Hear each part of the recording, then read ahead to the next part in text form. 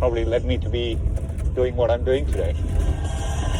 What he's doing since 2019 is leading both Google and its parent company, Alphabet, valued at $1.3 trillion.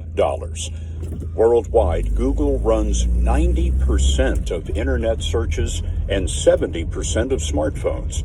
We're really excited about it. But its dominance was attacked this past February when Microsoft linked its search engine to a chatbot. In a race for AI dominance, Google just released its chatbot named Bard. It's really here to help you brainstorm ideas, to generate content like a speech or a blog post or an email. We were introduced to Bard by Google Vice President Sissy Hsiao and Senior Vice President James Manyika.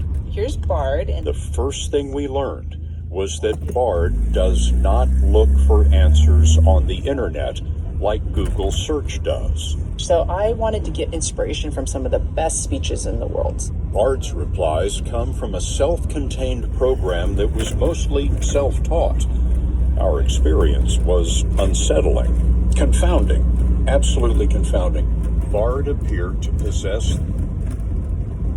We're not really sure what Bard appeared to possess. In fact, we're interrupting it because this is 60 minutes. I think it's like a month old. I believe it is 2024. Well, it is right now. I'm talking about the filming of that 60-minute episode. You know, if you go watch the full episode, which you should, it's on YouTube. You can watch it absolutely free.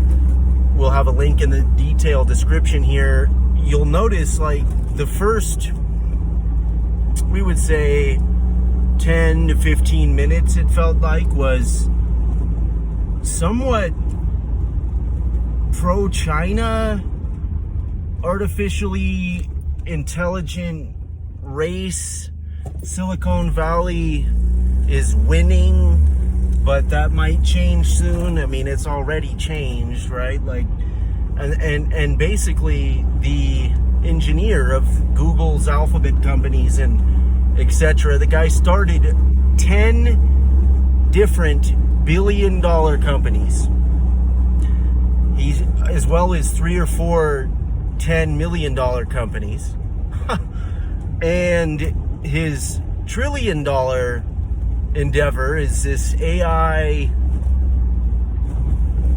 wave of the future. Listen, you need to check out the whole episode. We don't really know much about this artificial intelligence of the present, but we will be doing a damn worthy deep dive sometime this year as new information comes out. Check out Damn Talk, Damn Cam here, that damntalkspot.locals.com. We do have the podcast coming out in April. We have a hotline. We would love to hear from you.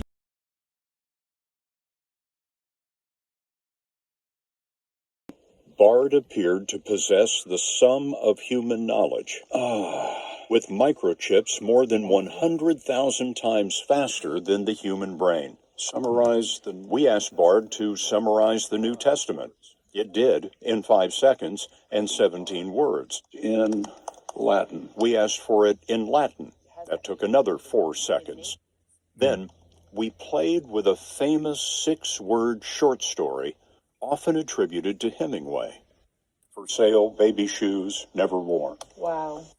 The only prompt we gave was finish this story. In 5 seconds. Holy cow.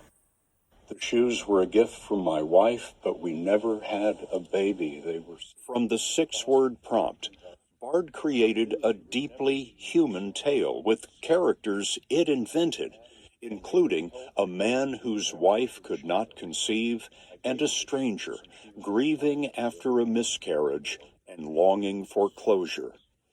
So essentially, the AI that Microsoft released, Bard, is summarizing the longest, most articulately designed pieces of literature in the English language and beyond, and also creating original works involving multiple unique characters with different life positions and points of view. Now, seemingly, this is leaps and bounds ahead of where we just were, though we've never said this before. This has been artificial intelligence. 60 Minutes, full episode, December 30th, 2023. So we were actually wrong. This is not from 2024, but this video here is.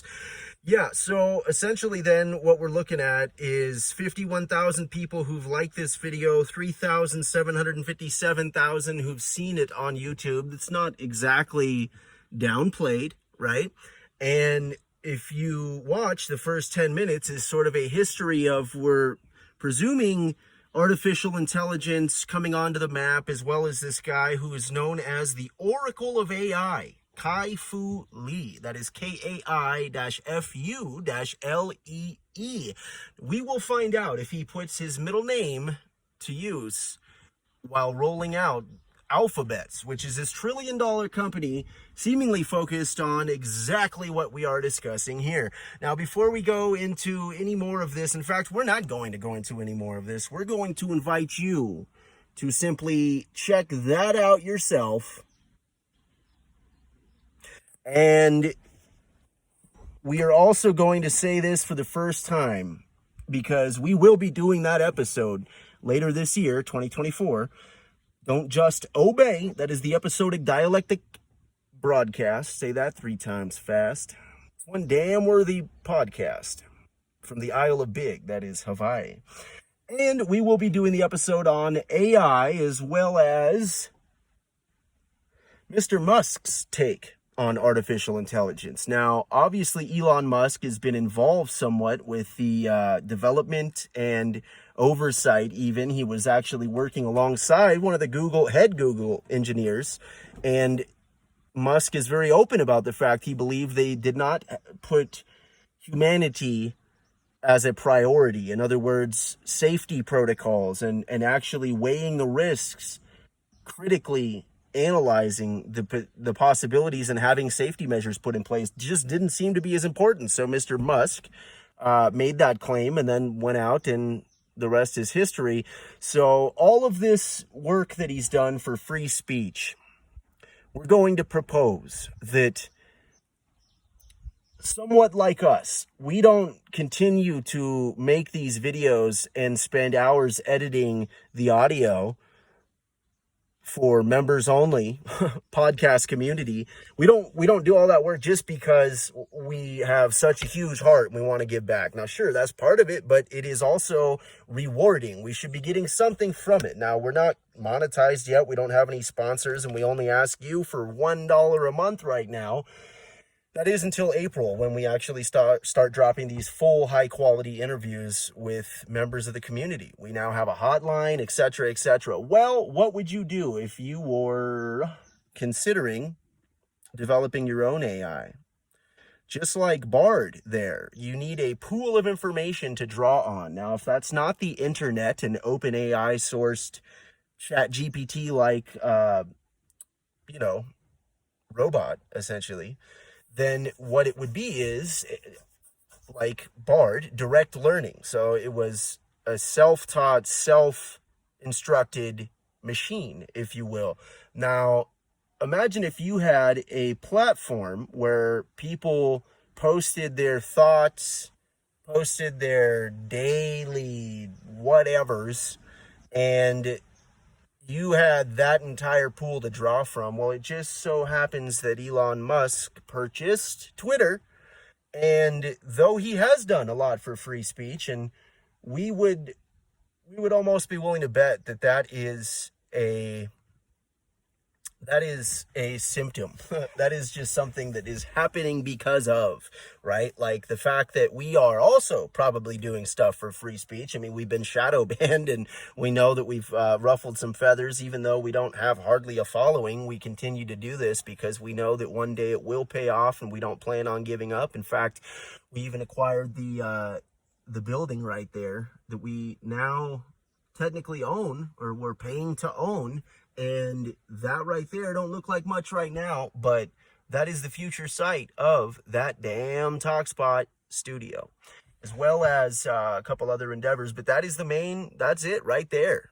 Okay, so we are not stopping. We're going to make one damn worthy broadcast. We don't have $44 billion to purchase a social media company, but we will say we're glad he did. We don't quite know what to make of him. It's not that we don't know much about him. We know quite a bit about him. In fact, we probably went to the same interstellar space college. However, we didn't dorm together, and I never ran into him in the hallways. I will say that if he is planning on creating this X factor, artificial intelligence, this artificially intelligent X being, okay, well, now he has one damn of a source to draw from. Food for thought. Let us know your thoughts over at That Damn Talk Spot. That is DAAMNTALK. Only at locals.com. Locals.com is an independent, free thinking, free speaking, open community. Open to members, that is. But it's only $1 a month right now. In fact, it's free to join. But if you want to correct us, if you want to add your 2 cents, if you want to post or maybe even monetize yourself, you got to pay a little bit. And that helps to keep it real, authentic. Keep the trolls out. And we define what constitutes hate speech and 2 A's. DAAMN, where people precede information.